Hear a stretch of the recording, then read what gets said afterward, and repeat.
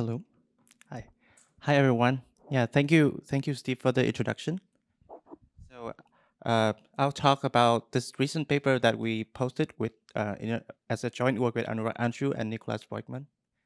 And this is a new circuit to Hamiltonian mapping using tensor networks and quantum fault tolerance. Is it working? Oh, yeah. Yes. Yeah. Thank. Yeah. Sounds good. Yeah. Thanks. Um, yeah. So this is the outline of the talk. I'll first give you the motivations for finding new circuit to Hamiltonian constructions. And then I'll tell you about our construction and its properties. And finally, I'll discuss the connections that our constructions draws between fault tolerance QMA and the quantum PCB conjecture. So let me first start by reminding you of the circuit to Hamiltonian, the existing circuits to Hamiltonian mappings. And we start by the classical mapping, aka the Cook-Levin theorem. So what this mapping does is that it maps a Boolean circuit into a Boolean formula such that the satisfying assignment of the Boolean formula encodes the history of the computation. And in particular, the satisfying assignment is the concatenation of the partial computations of the circuit after each layer. So in the quantum setting, the goal is still the same, where we want to convert a quantum computation into the ground state of a quantum local Hamiltonian. The difficulty of doing this in quantum is because of the well-known issue called local indistinguishability of quantum states, and the most well-known example of this phenomenon is for the cat state, on which if we apply the identity gate or the poly Z gate, the state, even though when we apply the poly Z gate on the cat state, the state changes globally, but locally we cannot detect the difference. So for this reason, we cannot simply lay out the computation as a product state as done in the Cook-Levin classical mapping. So to get around this issue, Kitaev, using ideas from Feynman's paper back in the 80s, came up with this history state in which the computations are laid out in a superposition, and this is done by introducing a clock register that keeps track of the time steps in the circuit. And what Kitaev showed in his paper seminal work is that this history state is the ground state of a local Hamiltonian called the Feynman-Kitaev Hamiltonian. And this gives rise to many beautiful results in quantum complexity and, for example, the quantum analog of the Cook-Levin theorem. Yes. So this is so here's the main, the first motivation for our work. And the observation that we have is that the Feynman-Kitaev mapping is in some sense not as robust as the Cook-Levin mapping. So here's why. So if we look at the Cook-Levin Boolean formula, and we look at a bit string that violates only one term in the Cook-Levin Boolean formula, then this bit string still encodes a noisy computation with one faulty gate. However, this is not the case for the Feynman-Kitaev mapping, as we can easily come up with states that violate exactly one term in the Feynman-Kitaev mapping and still encode essentially no information about the computation. So for example, in the first state that I showed here, this state psi prime, what it's doing is that it initializes the computation honestly, but then right at the first step in the computation, it switches the all zero state all the way to the all one state. And then after that, it just do the computation honestly. And this violates exactly one term in the propagation Hamiltonian. And in the second example, what it's doing is that it's exploiting the fact that the clock register has to be encoded in some form. And what it's doing is just putting an invalid state in the clock register. So this robustness property is something that I'll come back later in the talk. The second motivation for our work is the quantum PCB conjecture. So as a reminder, we can use the Feynman-Kitaev mapping to show an equivalence between the complexity class QMA and the so-called local Hamiltonian problem. And this problem is about determining whether or not the ground energy density is small or large. And ground energy density is defined to be the ground energy divided by the number of local terms in a Hamiltonian. And what Kitab showed is that the Feynman-Kitab mapping has a promise gap of 1 over t cubed, where t is the circuit size. And what this means is that if the QMA circuit accepts some witness, then the ground energy density is approximately 0. Whereas if the QMA circuit doesn't accept any witness, then the ground energy density is at least 1 over t cubed. So the quantum PCP conjecture is about improving this ground energy density to a constant that is independent of the circuit. And this is a wide open problem in quantum complexity theory. In fact, even a weaker version of this conjecture is open. So this is something that I'll refer to as the polylog QPCP conjecture. So what this conjecture is asking for is a 1 over polylog energy density in the rejecting case. And we can also be okay with locality of polylog for the Hamiltonian. And this polylog QPCP conjecture is also open. So one approach we think that can be taken to attack this weaker conjecture is to try to come up with a new circuit to Hamiltonian mapping with a promise gap that is inverse polynomial in the circuit depth. And the reason comes from a quite simple observation. The observation is that without loss of generality, we can assume that the QMA circuit has log depth. And so such a mapping would imply a polylog quantum PCP theorem. So here's a sketch of the proof of this observation. So starting from any QMA circuit, we can first take the Feynman-Kitab Hamiltonian of it. And then in the new QMA circuit, we expect the prover to send the ground state of the Hamiltonian. And then what the prover does is it measures the energy of the terms, and then it do some log depth classical computation. So in fact, the quantum part is only constant depth. So just to lower your expectation, we don't achieve this circuit, such a circuit to Hamiltonian mapping, but we do show some interesting properties that only depend on the depth of the circuit. Okay, so now let me explain our construction. So let me first tell you how to convert a quantum circuit into a tensor network. And let's consider a circuit with 1 qubit and 1 gate. So the starting point is that we can express this as a gate teleportation procedure with post-selection. So what we do is we have this, we prepare this phi u state, which basically is an encoding of the gate into an EPR state. And then we project the input, the input state and the first half of the phi u state onto the EPR state. And then an elementary calculation gives us that the output of the computation is now in the third qubit. This can be expressed as in tensor network notation, and so what and in using tensor network, what we have is we have 2 tensors representing the input state and the state phi u, and what we do is that we hit these 2 legs by the rank 1 EPR state projector P. This can be generalized to a general circuit, and we similarly we prepare these encodings of the gates and the initial product states, and then we hit these locations by the projector P, and then what we get is the output of the computation at the rightmost column of the tensor network. This tensor network has a name and is called PEPS, and now we have a mapping from a circuit to a PEPS. There are 2 problems with this mapping.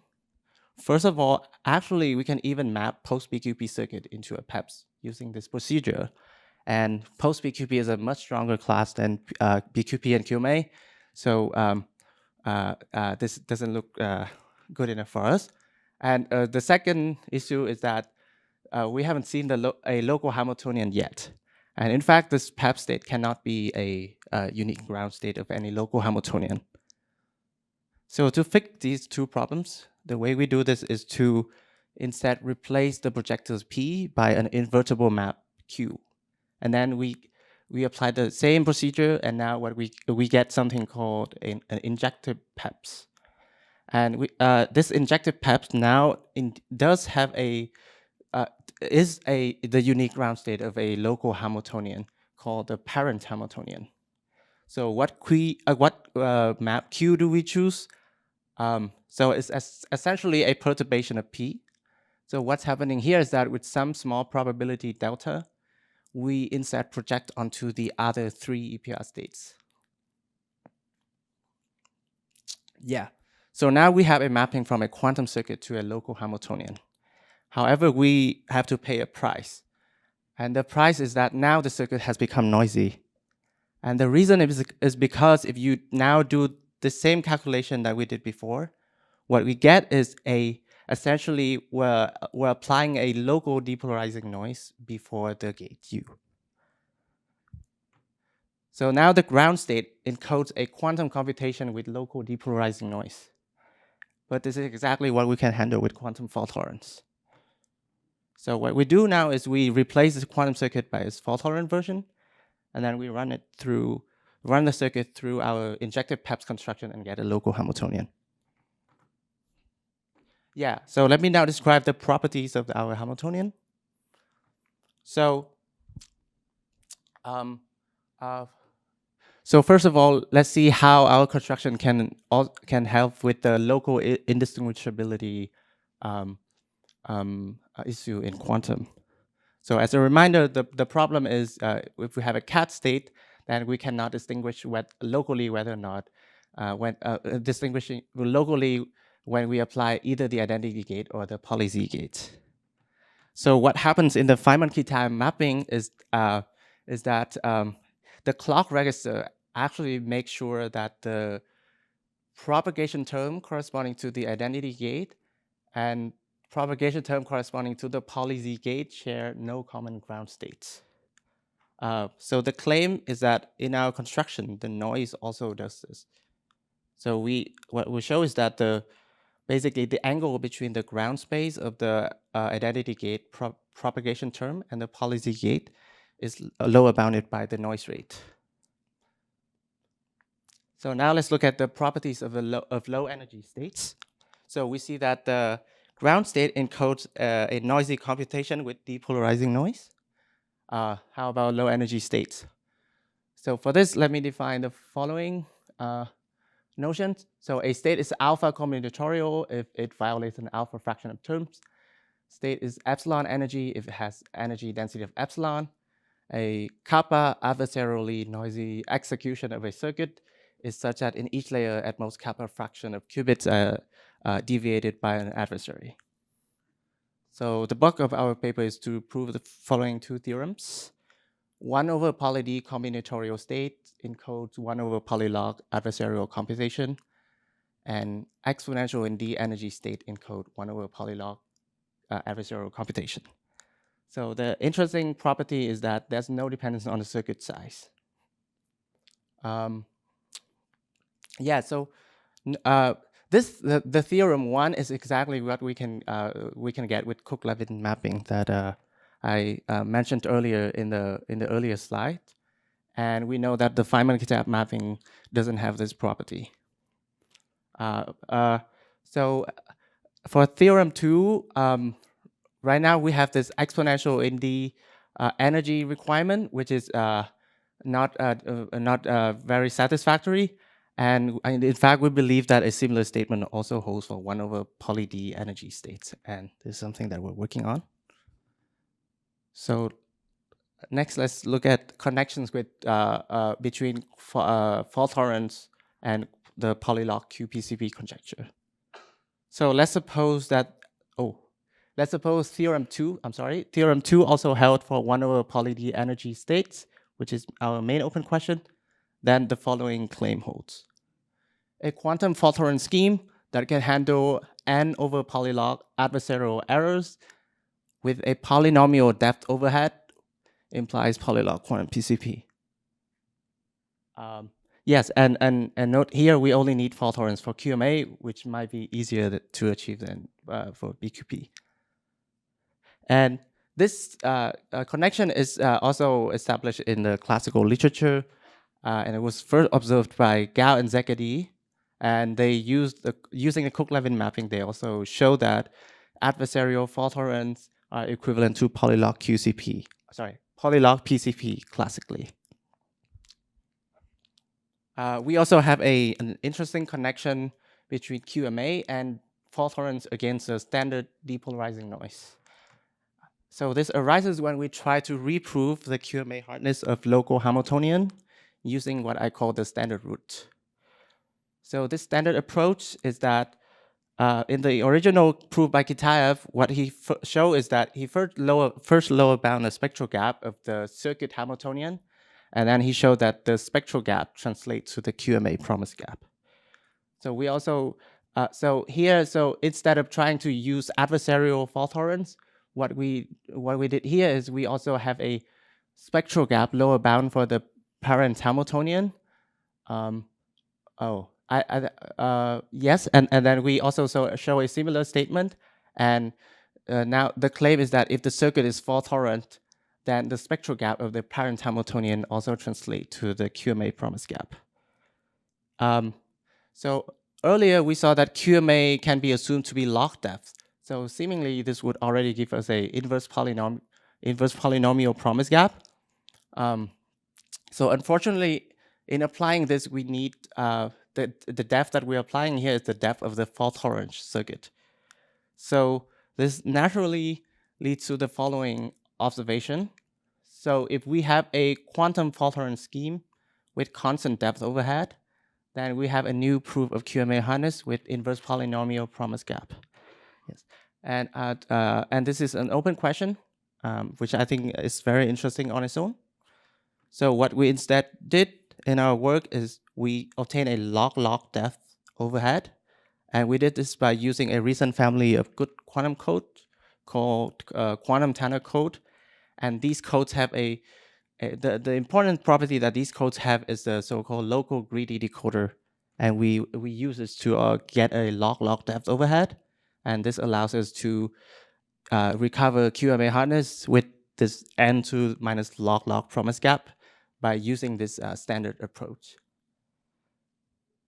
Yeah, so in summary, we give a new circuit to Hamiltonian construction, and it has properties that depend only on the depth of the circuit, and it has a robustness property similar to Cook-Levin, for which Feynman-Kitaev doesn't hold. And then it allows us to establish a connection between adversarial quantum fault tolerance and polylog quantum PCP conjecture. So for open questions, of course, the main open question in our work is whether or not 1 over poly D energy state still encode 1 over polylog adversarial computation. Of course, the other, also the important question is whether or not quantum fault tolerance against adversarial noise is possible, and whether or not quantum fault tolerance against depolarizing noise with constant depth overhead is possible. And of course, we hope this construction can find more applications in other applications. Yeah, thank you.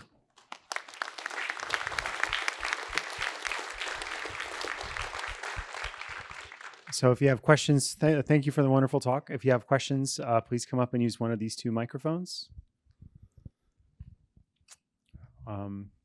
Maybe I'll start. So adversarial quantum fault tolerance should be possible with like a 1 over poly n rate, maybe even a 1 over n rate. That's right. Presumably this is known.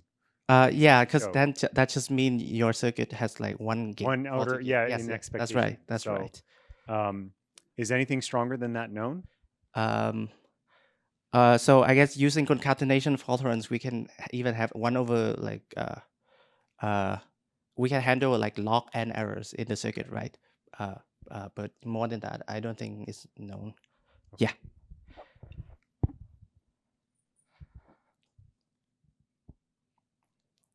Yeah. I have another question. Maybe this is a dumb question, actually, Oh no. but I'll ask it anyway. I mean, you use the depolarizing channel basically in your construction to Yes. create these injective PEPs. Yeah. Would it make sense to use other channels? Yeah. I think that's something that one can, I guess, try to They have to have play full with. Krauss rank or something Yeah. in order for Yeah. it to be injective. Yeah. That's right. I see. I see. So you can't like somehow cheat to get something where correcting adversarial errors from this other channel is somehow easier because it's always containing at least a full rank channel at its heart somehow. And like the magnitude of the noise Yeah. is, I see there's no like way to sort of cheat this by using a different noise channel to make it injective. Yeah. So actually, that's one way to cheat. So you can just also choose the injectivity delta to be 1/poly(n). So then basically your circuit has no noise. But then that isn't But that's going that's back to like having adversarial noise that's yeah. too weak Yeah. to be interesting. Yes. I see. Yeah. Okay. Okay. Thank you. Yeah. Other questions? Okay. Well, if there are no other questions, we will come back here at 2:30. Thank you. Thank you.